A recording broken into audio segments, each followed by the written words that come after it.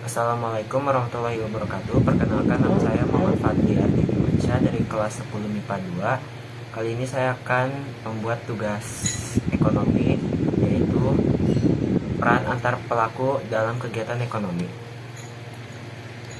Apa yang dimaksud dengan pelaku ekonomi?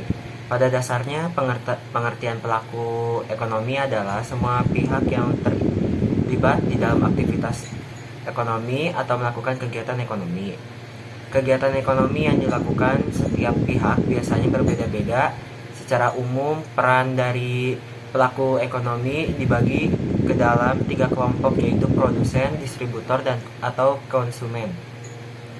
Siapa saja pelaku ekonomi dan perannya? Pada umumnya, pelaku ekonomi dalam suatu perekonomian terdiri atas rumah tangga keluarga, rumah tangga produsen, pemerintah, dan masyarakat luar negeri.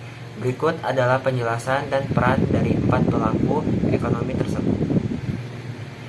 Yang pertama, rumah tangga keluarga merupakan unit ekonomi terkecil yang biasanya terdiri dari ayah, ibu, dan anak-anak.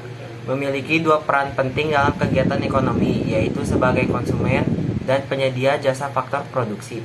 Bisa disebut sebagai konsumen karena rumah tangga keluarga membeli barang atau menggunakan jasa yang dihasilkan rumah tangga produsen demi memenuhi kebutuhan hidup mereka. Bisa disebut penyedia jasa faktor produksi karena rumah tangga keluarga bisa menyediakan tenaga kerja, tanah, hingga modal. Dari peran inilah rumah tangga keluarga bisa mendapatkan penghasilan untuk membeli barang dan jasa untuk memuaskan kebutuhannya. Yang kedua yaitu rumah tangga produsen memiliki sebutan lain yaitu perusahaan. Diartikan sebagai kesatuan dari faktor-faktor produksi yang bertujuan untuk memperoleh laba dengan cara memberikan peran sebagai penyedia layanan bagi masyarakat. Terbagi menjadi 2 yaitu perusahaan milik negara dan perusahaan milik swasta. Contoh perusahaan negara diantaranya PT PLN dan PT Telkom. Sementara contoh perusahaan swasta adalah PT Pintu Kemana Saja.